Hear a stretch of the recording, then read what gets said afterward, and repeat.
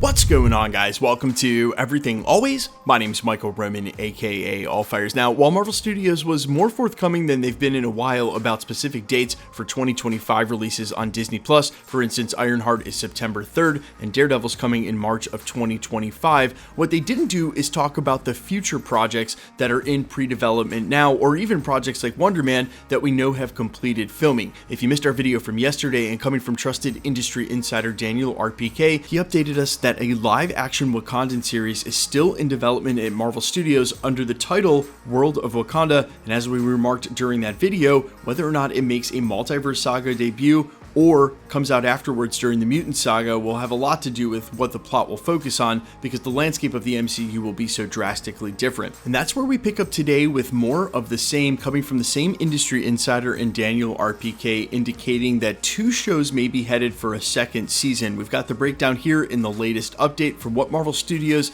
is looking to bring back to Disney+. But first, if you could grab the subscribe button, we do daily Marvel content at the channel, that's all we do. We're also still doing the PS5 giveaway. The next one is next month for Agatha All Along. Again, all you got to do, be a subscriber, leave a comment. If you want, stick around at the end of the video. We get into all the giveaway stuff again there. Okay, so the latest according to Daniel RPK, who's been extremely active with the Marvel updates, especially for upcoming shows that have yet to be announced, is that there are 2 shows in pre-development in Marvel Studios.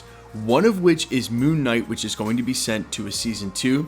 The other update he offered was that Ms. Marvel is in possible pre-development for a second season, but has yet to be given the green light. Now, the fact that we didn't already get a confirmation of a Moon Knight season 2 is definitely symptomatic of the major changes that have been going on in Marvel Studios over the last 2 years. And the fallout from that was them restructuring how they actually release content, and of course the new Marvel television banner, which, if both of these end up getting fully greenlit, will go under that label. What's more important though is how Marvel Studios rehabbed their approach to doing television, and again, as we discussed in yesterday's video, they are now doing something completely different than the way they were handling Marvel on Disney Plus before, where they went to the traditional style of developing TV shows with a showrunner, shooting a pilot, and sometimes TV shows will make it that far and still not get produced. That way you don't end up getting shackled to projects that don't end up working in the end and having to do something like they did with Echo, where you just basically dump the butchered footage you have left in whatever sort of arrangement of episodes that you can, because that's what you have to do to salvage the show.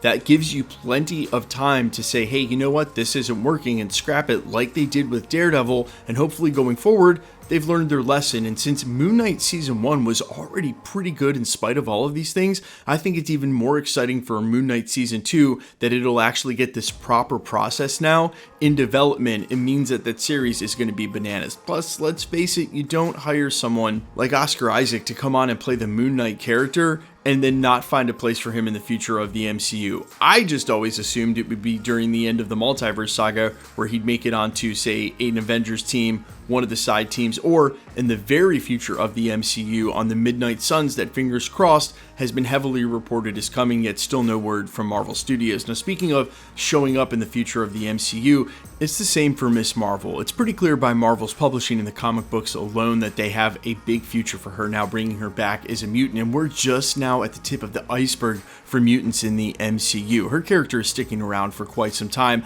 I could see them sort of back and forth on the season 2, because maybe that's not the way they want to use her. They'd prefer to use her in films. I think she was maybe one of the best part of the Marvels, if not the best part of the Marvels. So I'm actually not shocked about either of these. I think the fact that we haven't had these confirmations earlier, or that we're just now hearing about them now again, has a lot more to do with Marvel Studios getting everything settled for how they were going to release content. Restructuring into these new labels like Marvel Animation, Marvel Television, rehabbing how they were approaching the TV shows, and now they can look forward to the slate, which incidentally is why I don't think we really got too many announcements about what's to come. I don't think Marvel Studios has looked that far. Also keep in mind, one huge complication for any TV show that should come out during the 2026, early 2027 period that's in between Doomsday and Avengers Secret Wars is most likely going to have to be a prequel. And I think we've seen with Captain Marvel before that putting out prequels, because it's a lot more convenient to not screw with the storytelling,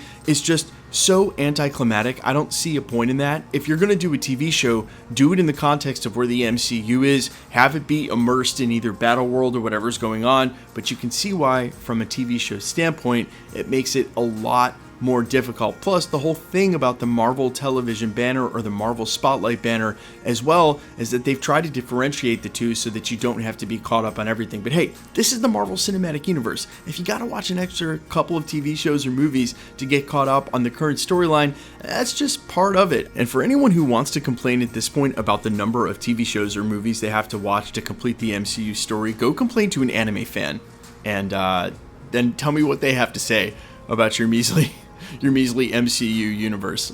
Now look, I can understand from Marvel's standpoint the trepidation in sending either of these to production or greenlighting them, only because, again, these characters could just be used on the silver screen, and they may be looking forward to do different projects on Disney Plus instead of rehashing some of the titles that they've already done, escaping sort of the connotation of how bad the early days of Disney Plus was. But I think it's the opposite. I think Moon Knight definitely deserves a season 2, and it can only go up and get better from here. I know there were those who did not like Moon Knight, but I haven't rewatched it in a while. It's probably time, and I remember it being one of the better shows. Maybe not on a level of, say, Loki season 1 or season 2, but that's some of the best stuff that Marvel Studios has ever done. But you guys let me know all your thoughts down below. Are you hype for Moon Knight Season 2? Who would you like to see the villain be? And do you think they should also greenlight Miss Marvel 2? I'm all ears as always. Quickly, let's get into the giveaway stuff before I let you go. Alright, we are still giving away PlayStation 5s here at the channel. We're just going to continue to do that until the PS5 Pro